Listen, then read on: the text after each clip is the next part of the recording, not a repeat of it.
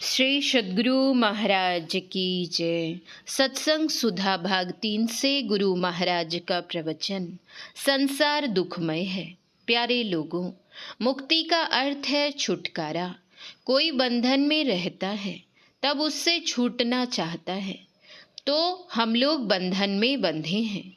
जिस प्रकार कोई कारागार में हो, उसी प्रकार हम लोग शरीर और संसार के कारागार में बंदी हैं। बंदी नहीं समझो तो कैदी जरूर समझोगे। कारागार नहीं समझो तो जेल और कैद खाना जरूर समझोगे। हमारा दुर्भाग्य है कि अपनी भाषा को भूलकर अन्य भाषा को अपनाए हुए हैं। यहाँ लोग जहाँ पर हैं, यह सौर जगत है, अर्थात यहाँ से सूर्यमंडल जहाँ देखते हैं, स्थूल मंडल है। इसके सहित सूक्ष्म कारण, महाकारण, ये 4 मंडल जड़ के हैं। आंख बंद करने से अंधकार मालूम होता है। लक्ष्मण जी ने परशुराम जी से कहा था, मुदिया आँखी कतहूँ को नाही। अंधकार में जो चीज है वह आप नहीं पा सकते। वह चीज तभी मिलेगी जब प्रकाश हो। आप चाहते हो कि मेरे शरीर में कोई रोग नहीं आवे। संयम से रहते हैं तो भी दैहिक, दैविक, भौतिक किसी न किसी प्रकार का रोग आ ही जाता है। संत कबीर साहब ने कहा है, तन धर सुखिया काहू न देखा, जो देखा सो दुखिया हो।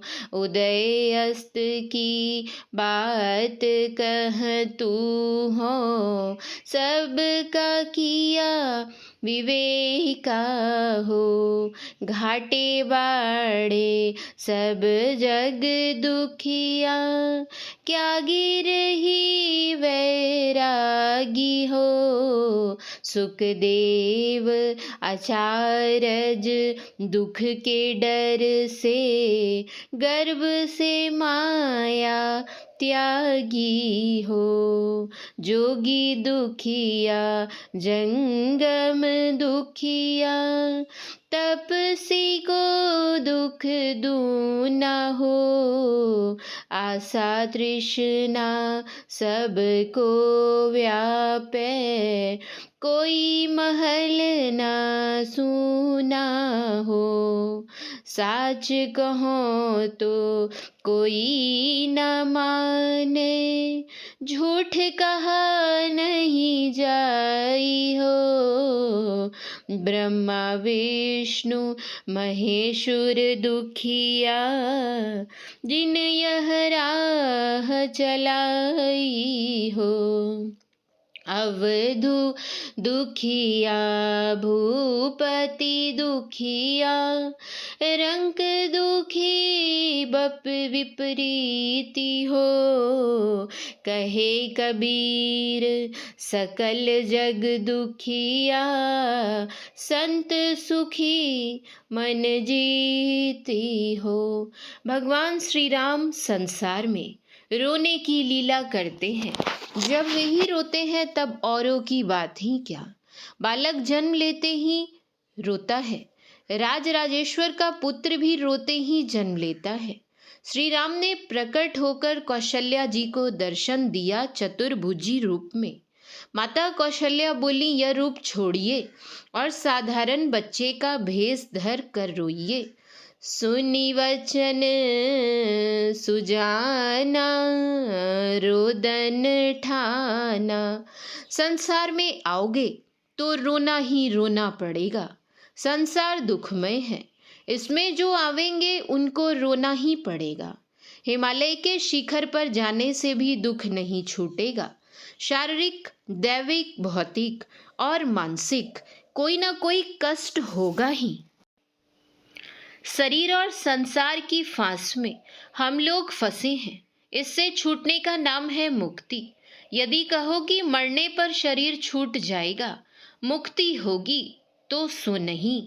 स्थूल शरीर छूटेगा लेकिन सूक्ष्म शरीर रहेगा।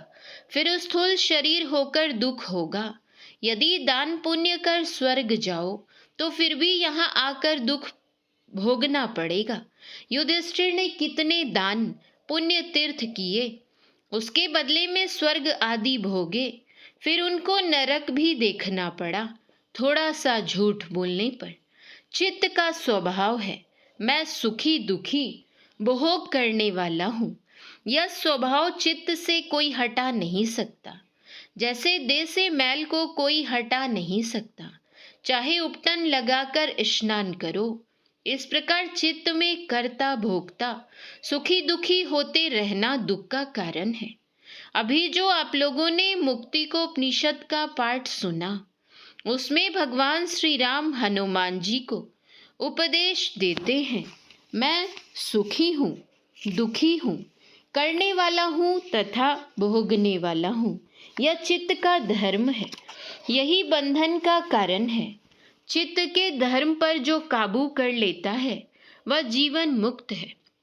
शरीर रहते मुक्ति मिल गई, शरीर में है किंतु शरीर संसार का बंधन उस पर असर नहीं करता।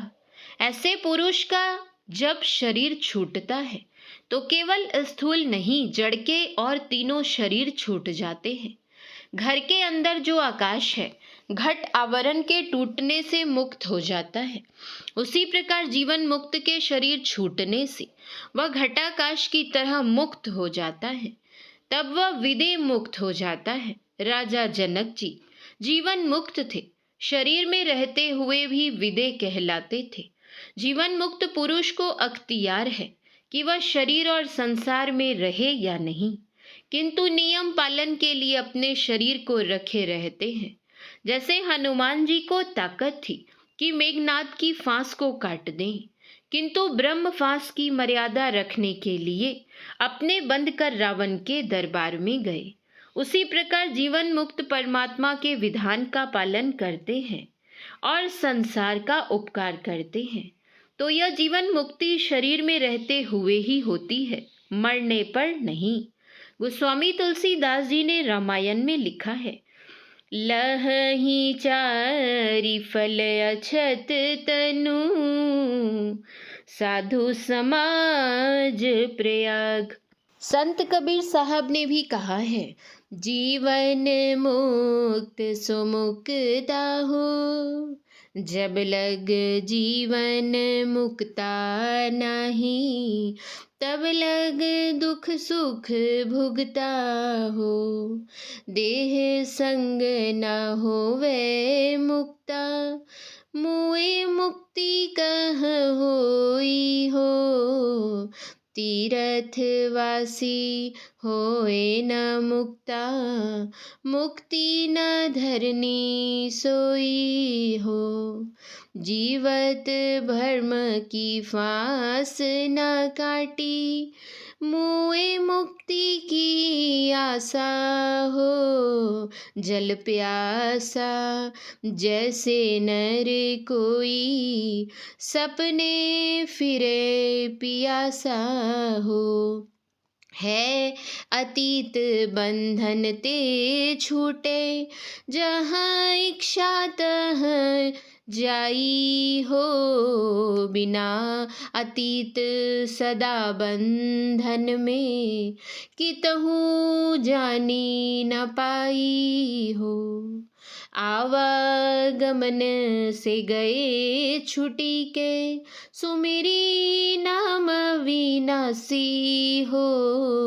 कहे कबीर सोई जन गुरु है, काटी भ्रम की फांसी हो। इस प्रकार उपनिषद और संत वचन मिलाने पर एक ही मिल जाता है। यह एक जन्म की बात नहीं है, एक जन्म में नहीं होगा तो दूसरे तीसरे कई जन्मों में हो जाएगा।